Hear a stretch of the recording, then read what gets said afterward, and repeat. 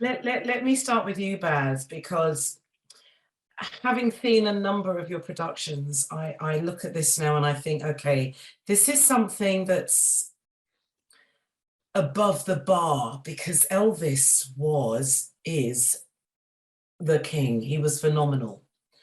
And, you know, even I think back now as a child when my dad listened to Elvis, because we had to listen to Elvis before we went to church on a Sunday, because he had the biggest selling gospel album of all time. That's right. When it came to finding Austin, was it a challenge? Well, by the way, can I take a moment? You brought something up no one's mentioned. Go on. Elvis Presley only ever won a Grammy once in his life for his gospel album. Absolutely. And the idea that your dad played the gospel of Elvis, he was every Sunday before Sunday school, we had breakfast and we were listening to Elvis singing, "Then Sings My Soul." So he was a part of my childhood. Oh my gosh. Because like of everything I studied about Elvis, living Memphis, all of that, the one thing, that scene in the movie where he's in a gospel tent, I found an African American gent who was there. It was all verbatim. I just told the story. But the one thing I know about Elvis, and Austin knows it true, to the end of his life, after 2 shows being caught in a trap in that hotel, he'd get with his Sweet Inspirations and sing till 6 in the morning gospel. That was his safe place. You know? And I think being brought up in the South as well, whether he wanted to embrace it or not, it was a part of his life. Oh, he wanted to embrace it. I mean, he there was a period, Austin will tell you, where he wanted to be a gospel singer, like in a quartet in the church. That was actually the height of his ambition. And when he got rejected, right, it hurt him so bad. He just thought, they said, "Oh, you're not a good enough singer," you know. So let me ask you, Austin, when it came to emulating Elvis, and I'm sure you've been asked this many times before, how did you research? Did you look at YouTube? But how did you get to the soul of Elvis? I'm glad you point that out because that really was the core of it all. Yeah. That, you know, behind the messianic figure that Elvis sort of became to certain people, or the Halloween costume that he became to people, there's all these misconceptions. And so for me, it was stripping all of that away and getting down to his humanity. Where's his soul, you know? Yeah. And so for me, it began by just absorbing everything that I could get my hands on. So I watched every frame of footage that was out there. I watched every concert that he did. I read every book that was written on his life. I listened to every interview that he ever gave in audio format. You know, there's this immense archives, and so it was just absorbing. It was like I was just reaching out, trying to, and you hear differing information and stuff. So for me, it was always about finding these keys that connected me to his soul, and so. And then I had a year and a half before we started shooting where that was all I did. It was just my obsession. I just surrendered and just knew that this was all I was going to do. And and then I was very fortunate. I got to work with some of the best singing coaches in the world and dialect coaches and Polly Bennett, my movement coach, and a karate instructor and all of that. But all those things are very technical. And so it was always coming back to why and what it feels like on the inside, and so it was just finding the keys into his soul. Yeah, I got to add a quick thing there, and I'll be very quick because I haven't said this before, and I haven't said it in front of Austin, but I remember during the process, like very early on, I met Lisa Marie, and the one thing she said was, she put her lip up like this. And you know, all their lives, that the Presley family have had to put up with, you know, they're a tribute artist, but the tropes, the eye, the lip, all that, and I remember asked, sometimes it was this delicate balance of pushing him towards those recognizable things, but then him sort of, as an actor, going, no, I'm going to lean back from that. Because he was about making sure that you didn't ever get distracted by a trope. you were always feeling a person, you know? Let's talk about Tom Parker. Let's talk about if I was to say the mechanism behind the brand of Elvis, would that be a fair way of describing Tom? I mean, Colonel Tom Parker, never Colonel, never Tom, never Parker, provides the plot twist, the deep dark secret. But you know, he's one of these, like the snow job, the snowman.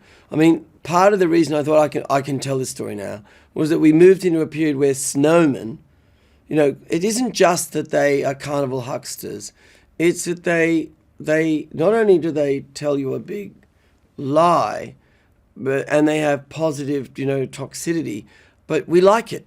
We like it. We enjoy being snowed. And when you're invited to the carnival and you know Zena's not really true or the chickens don't really dance, you give your money over because they sort of make you believe. And the world was so needing to believe in something. And so he sees Elvis and goes, greatest dancing chicken I've ever seen, you know? Yeah. And so they have no idea that they're going to explode to the level they are. And one of the things that I always remember about Elvis, and because of his hip movements, and often obviously you would have had to have researched this, he was filmed from the waist up because it was considered just a little bit too erotic for him to be filmed from the waist down. And can I be just more specific? Preach, in the South, it was considered to be too African American. It was black. It was like, and the thing was that Elvis was not a political creature, but he was brought up, as in the film, at some time in one of the few white houses in the black community, not unlike Eminem. And he also loved country music, right? But he didn't learn steps. He didn't do choreography like Michael did or Mick Jagger, right? Mick said this to me. Mick said, like, I do my steps, you know, I practice. He felt the music and it came from being, what you said, spiritual. So his movement in his mind wasn't sexual. What it was, is that any more sexual than someone in church being completely taken over by the spirit? But they were terrified that young kids were now jumping the race line. You know, I also loved that you covered his relationship with his mother. That was deep. That was deep. That was a mother-son relationship, but it was very deep. And I also love that the whole issue with Priscilla was there. With Priscilla was there as well. Austin, can I quickly ask you, how did you feel about emulating filming his relationship with his mother, especially the loss of his mother? So, as you may know, I lost my mom when I was 23, and that's the same age Elvis was. Okay, and I'm glad you brought that up. Yeah, so those, and it really comes down to, I mean, I've told this story many times, but it comes down to the first thing I actually sent to Baz was coming out of this grief that I was feeling with relating to my mom and me singing Unchained Melody. And so that was the foundation on which, that was like my first moment where I realized that's how I want, if I was to do this is how I'd want to approach playing Elvis. You know, this is how that was the first key in. And so in a way, this film is, when I didn't think about it at the time, it wasn't this conscious thing, but I've looked back and gone, it ends up feeling like a love letter. Well, yeah, and it ends up feeling sort of like this love letter to my mom and to Elvis and his mom. You know, because this the biggest void I've ever felt in my life was losing her, and she was my best friend, and I've never experienced that type of unconditional love, and I probably never will of a mother, and you know, a sense is what I mean. But and I know that that's how Elvis felt, and so those scenes. I mean, you're talking about the grief moment. Those are the scenes that you never want to. You kind of dread, because you know it's so painful. You don't really want to. It's like walking into a burning building. You're like, I just don't want to go in there. But once you're there, it doesn't feel like playing pretend, you know. So it feels so real, and it wasn't acting; it was reliving. Yeah. And so, the feeling of like missing seeing her in these clothes or whatever those things are, you know, the scene. the closet. But at the end of the day, I did feel, you know, you kind of go through life after intense grief, and there's this almost emotional shock absorbers that sort of protect you from the excruciating sharpness of loss.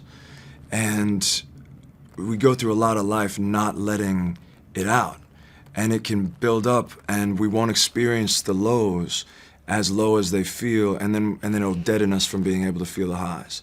And I know that after a day like that on set, I was exhausted, but I had been able to work through certain emotions that then I do remember being outside and feeling like really intensely present, and like the world seemed a little bit more vibrant. So that's one of the beautiful things about what we get to do, you know, where you're merging your life and art and someone else's life and their own experiences, and yeah.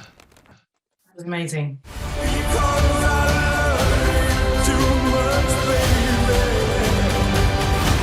This ain't no nostalgia show. We're gonna do something different.